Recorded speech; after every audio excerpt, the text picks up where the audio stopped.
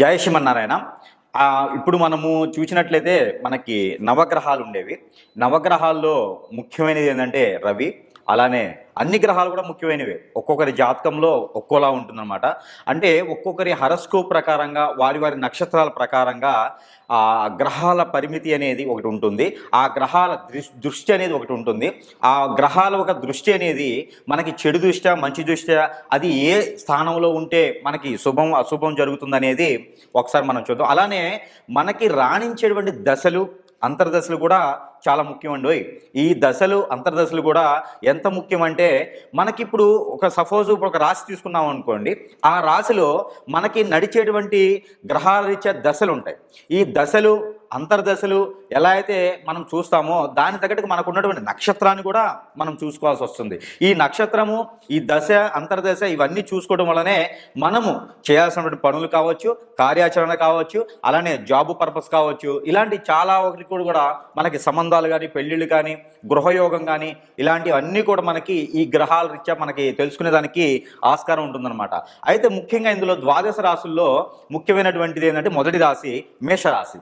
ఈ మేషరాశి వాళ్ళకి ముఖ్యంగా మనకి ఏంటంటే గ్రహాలన్నీ 9 గ్రహాల్లోనూ ఛాయాగ్రహాలు 2 ఇవన్నీ కూడా కలుపుకున్న 11 గ్రహాల్లో మనం తీసుకునేటువంటి హిందూ ధర్మ ప్రకారంగా, హిందూ ఒక సాంప్రదాయ ప్రకారంగా, హిందూ నైమితిక ప్రకారంగా తీసుకునేది మనకి ఏంటంటే 9 గ్రహాలు తీసుకుంటాం అనమాట. దాంట్లో ముఖ్యమైనది రవి. అలానే అన్ని గ్రహాల కల్లా ఇంకా ముఖ్యమైనది శని భగవానుడు. ప్రతి ఒక్క జీవితంలో కూడా ఈ శని భగవానుడి యొక్క కృప వల్ల కావచ్చు, అశుభ దృష్టి వల్ల కావచ్చు, మనిషి జీవితం అనేది ఆధారపడి ఉంటుంది. మనిషి జీవితం ఎంతవరకు కొనసాగుతుంది, ఎప్పుడు ఎలాంటి పరిమాణాలు, ఎలాంటి పరిజ్ఞానాలు వస్తాయి అనేది ఈ యొక్క శని భగవానుడి యొక్క వల్ల కూడా మనము తెలియజేసుకొని చూడవచ్చు అనమాట. మనిషిలో అశేష ధనాదాయం కానివ్వండి, అశేష వస్త్రాదాయం కానివ్వండి, అశేష పేరు ప్రఖ్యాత కానివ్వండి, ఈ యొక్క శని భగవానుడి యొక్క కృప వల్లే మనకి వచ్చేదానికి కనిపిస్తుంది. కాబట్టి ముందుగా మేషరాశిని మనము పరిశీలిద్దాము. అయితే జయ శ్రీమన్నారాయణ. అయితే మనం ఇప్పుడు ద్వాదశ రాశుల్లో వృషభ రాశి తీసుకున్నాం. ఈ వృషభ రాశికి శని భగవానుడి యొక్క కృప, శని భగవానుడి యొక్క దీవెన, శని భగవానుడి యొక్క చూపు ఎలా ఉంటుందో ఒకసారి పరిశీలిద్దాము. అయితే మనకి గ్రహాలన్నింటిలో కూడా శని భగవానుడు అనేది మన జీవితాన్ని మార్చేటువంటి గ్రహము శని భగవానుడు అంటారు అందరూ. అది మనకి చూస్తూ ఉంటే కూడా శని భగవానుడు మనకి ఏ స్థానంలో ఉంటే ఏం జరుగుతుందనేది మనకు అందరికీ తెలిసిన విషయమే. అయితే ఈ శని భగవానుడు ఏం చేస్తాడంటే ఈ యొక్క వృషభ రాశి వాళ్ళకి మంచిగా చేస్తాడని చెప్పొచ్చు. శని భగవానుడి యొక్క కృప ఈ వృషభ రాశి వాళ్ళకి బాగానే ఉంటుంది. ఎందుకంటే ఇప్పుడు ప్రథమంగా శని భగవానుడు వక్రం చూపులో ఉన్న స్ట్రైట్గా వెళ్తున్నా కూడా 9వ స్థానంలో ఉన్నాడు. ఈ 9వ స్థానం నుంచి ఇప్పుడు 10వ స్థానానికి, 11వ స్థానానికి కూడా శని భగవానుడు అనేది రావడం జరుగుతుంది.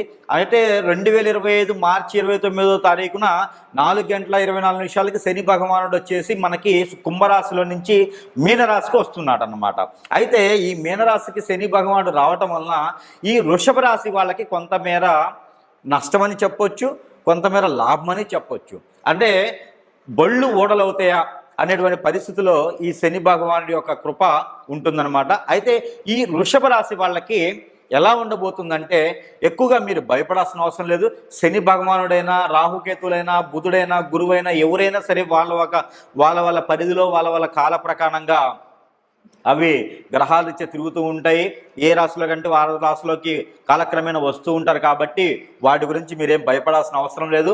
అదే టైంలో మనకి గురువు కూడా మారుతాడు, అలానే బుధుడు కూడా మారుతున్నాడు, అలానే శుక్రుడు కూడా మారుతున్నాడు. కాబట్టి ఎక్కువగా మీరేమి భయపడాల్సిన అవసరం అయితే లేదు.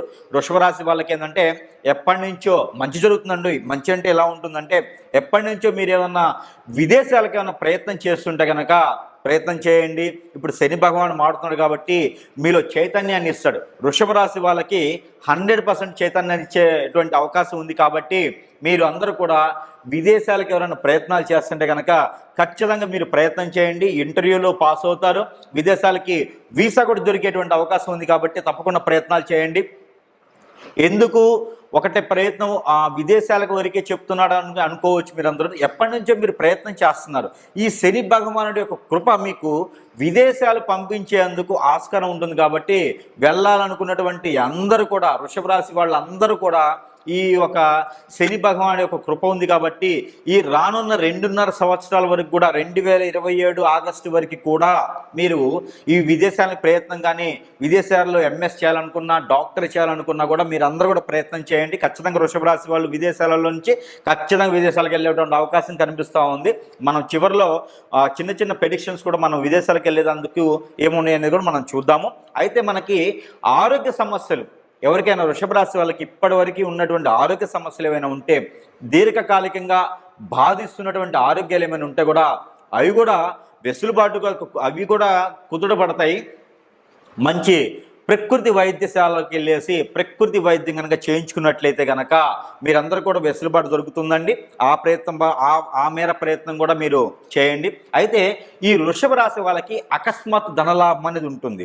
ఎందుకు అంటే ఈ శని భగవానుడు అనేది 10వ స్థానం నుంచి 11వ స్థానానికి రానున్నటువంటి మాసాల్లో అంటే వచ్చే సంవత్సరంలో 2025 మార్చి 29వ తారీఖున శని భగవానుడు మారుతున్నాడు. కాబట్టి వీళ్ళకి అకస్మాత్ ధనలాభం, ఏదైనా లాటరీ టికెట్ కానివ్వండి, లేకపోతే ఏదైనా మీకు వస్తు రూపాన కొంటే లాటరీ రూపంలో కావచ్చు, లేదంటే మీకు పూర్వీకులటువంటి ధనం ఏదైనా ఉండొచ్చు. అలాంటిది మీరు వదిలేసుకున్నటువంటి ధనాలు ఎప్పుడో మీరు పెట్టుబడి పెట్టి షేర్స్లు అలా వదిలేసుకున్నాయి కానివ్వండి, ఇలాంటి అకస్మాత్తుగా వచ్చేటువంటి ధనలాభాలు ఎక్కువగా కనిపిస్తున్నాయి. కాబట్టి ప్రయత్నం చేయండి. అలా అన్నారు కదా గురువుగారు అని చెప్పేసి ఇప్పుడు మాత్రం పెట్టుబడులు పెట్టకండి.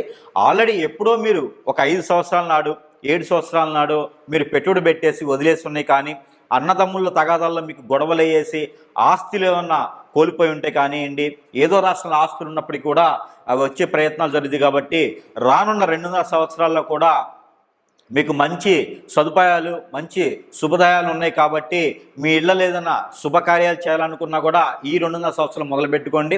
ఎప్పటి నుంచో ఇల్లు కొనాలి, గృహశోభ కావాలి అనుకున్నటువంటి ప్రయత్నం చేసే వాళ్ళందరూ కూడా ఈ 2.5 సంవత్సరాలు మీరు మొదలు పెట్టుకుంటే కనుక ఖచ్చితంగా వృషభ రాశి వాళ్ళు మంచి గృహం కూడా సాధించుకునేటువంటి అవకాశం ఉంది. కాబట్టి మీ కళలు నిజమయ్యేటువంటిది ఉంది. కాబట్టి మీరందరూ కూడా శని భగవానుడు మారుతున్నారు కదా అని చెప్పేసి మీరు ఏది భయపడే అవసరం లేదండి. వృషభ రాశి వాళ్ళకి శని భగవానుడి యొక్క మంచి కృపే ఉంటుంది. కాబట్టి ఎందుకంటే 10వ స్థానం నుంచి 11వ స్థానంలో వెళ్తున్నాడు కాబట్టి అందరికీ బాగుంటుంది. కాకపోతే ఇందులో ఏంటంటే అన్న తమ్ములటువంటి గొడవ కానివ్వండి, అక్క చెల్లెల మధ్యన సోదరి భావంతో ఉన్నటువంటి వాళ్ళతో ఎవరిది ఏది ఉంటుందో వాళ్ళతో గొడవలు వచ్చేటువంటి అవకాశం ఉంది. కాబట్టి ఉమ్మడి కుటుంబాలు ఒక మధ్యవర్తి వల్ల విడిపోయేటువంటి అవకాశాలు ఉన్నాయి. కాబట్టి ఎక్కువగా ఉమ్మడి కుటుంబాల్లో ఉండేవాళ్ళనుకున్న వాళ్ళు, ఎక్కువగా అన్నదమ్ములతో బాగా ఉండాలనుకునే వాళ్ళు కానివ్వండి, ఎక్కువగా చిన్న చిన్న విషయాలకి పెద్దదిగా చేసుకోకుండా అవి కోర్టుల దాకా వెళ్లకుండా చేసుకుంటే మరీ మంచిది. ఈ 2.5 సంవత్సరాలు కానివ్వండి, ఈ శని భగవాను మళ్ళీ మీకు 11వ స్థానంలో వచ్చేంత వరకు కూడా ఇలాంటి రెమెడీస్ అనేది మీకు చిన్నగా చేసుకుంటూ ఉంటా కూడా ఇలాంటి కుటుంబ కలహాలు కానివ్వండి రాకుండా అకస్మాత్తుగా ధనలాభం ఏదైతే ఉంటుందో అవి రావడానికి ఆస్కారం ఉంటుంది. కాబట్టి మీరందరూ కూడా ఈ చిన్న చిన్న రెమెడీస్ అనేది మీరు చేసుకుంటూ ఉండండి. ఏవైతే రెమెడీస్ ఉన్నాయో అవి మీకు కుదిరినప్పుడు మీకు లాంగ్ టైం కూడా పనికొచ్చేటువంటి రెమెడీ ఏంటంటే, మీరు ఎప్పుడు కూడా మీకు ఎలాంటి బాధ కలిగినా కూడా మీకు పనికొచ్చేటువంటి రెమెడీ ఏంటంటే శివాలయ ఆరాధన. శివాలయంలో ఆరాధన చేసిన, శివాలయంలో గోత్రనామాలు చెప్పేసి అర్చన చేయించుకున్న, శివాలయ ప్రతిక్షణ, శివాలయాల్లో అభిషేకం మీకు బాగా పనికొస్తుందండి. ఈ శివాలయాలకు మించి వృషభ రాశి వాళ్ళకి వేరే ఏది కూడా వెసులుబాటు అవసరం లేదు. శివాలయాల్లోకి వెళ్ళేసి సాయం సంధి వేళలో కనుక మీరు అక్కడ మీకు పరిసర ప్రాంతాల్లో శివాలయం ఉంటే సాయం సంధి వేళలో అభిషేకం చేసేటువంటి ప్రక్రియ అక్కడ ఏమైనా ఉంటే కనుక అక్కడ అభిషేకం చేయించుకోవడం వలన మీకున్నటువంటి శని దోషం కానివ్వండి, మీకు కలిగేటువంటి శని భగవాన్ యొక్క అశుభ దృష్టి నుంచి శుభ దృష్టికి వెళ్ళేలాగా ఉంటుంది. కాబట్టి అందరూ కూడా మీకు ఏదైనా బాధ కలిగినా, బాధ కలగకపోయినా కూడా ప్రతి నిత్యం కూడా మీరు శివారాధన చేయండి. అలానే శివునికి సంబంధించిన ఆలయాల్లో ఎందులైనా సరే మీరు అభిషేకం చేసుకున్నా, ఆరాధన చేసినా కూడా మీకు మంచి ప్రతిఫలం అనేది ఉంటుందండి. అలానే మీకు రామాలయంలో కనుక మీకు దగ్గర ఉంటే పెసలు మీరు ఎన్నిసార్లైనా ఎన్ని వారాలైనా ఎప్పుడైనా సరే పచ్చ పెసలు అనేది 1 కిలోంపావు దానం చేస్తే కూడా మీకు మంచి వెసులుబాటు ఉంటుంది. అంతకుమించి రెమెడీస్ అయితే మీకేం అవసరం లేదు. మీ పర్సనల్ హారోస్కోప్ ఏదన్నా చూపించుకోవాలనుకుంటే మీకు దగ్గరలో ఉన్నటువంటి గురువు గారి దగ్గర చూపించుకుంటే, మీరు కొత్తగా ఏదైనా మొదలు పెట్టాలనుకుంటే కనుక దానికి తగ్గట్టు పరిహారాలు అనేది మనం అక్కడ గురువు గారు చెప్పడం జరుగుతోంది. ఎందుకంటే మీ దశలు అంతర్దశలు కూడా మనం చూసుకోవాలి కాబట్టి దాని తగ్గట్టుగా ప్రతిఫలం మనకి పొందాలి కాబట్టి అవన్నీ కూడా మీకు దగ్గరలో ఉన్నటువంటి గురువు గారి దగ్గర మీ పర్సనల్ హారోస్కోప్ చూపించుకోండి. అయితే ఇంకొక విషయం ఏంటంటే ఇవన్నీ కూడా మనము గ్రహరీత్యా ఉండేటువంటి వృషభ రాశి వాళ్ళకి గ్రహాల మీద ఉండేటువంటి దోషాల ప్రకారంగా చెప్తా ఉన్నాము. అయితే నామ నక్షత్రాలకు ఎవరు నమ్మకూడదండి. నామ నక్షత్రాల మీద రాశిని చూసుకునే దానికి అవకాశం లేదు. నామ నక్షత్రాలతో రాసులు అనేది పెద్దగా ఫలించవని నేను చెప్తా ఉన్నాను. మీ అందరూ కూడా గురువు గారి దగ్గరికి వెళ్ళేసి చూయించుకొని అందరూ కూడా మంచి శుభంగా సుఖ సంతోషంగా ఉండాలని నేను కోరుకుంటా ఉన్నాను. జై శ్రీమన్నారాయణ.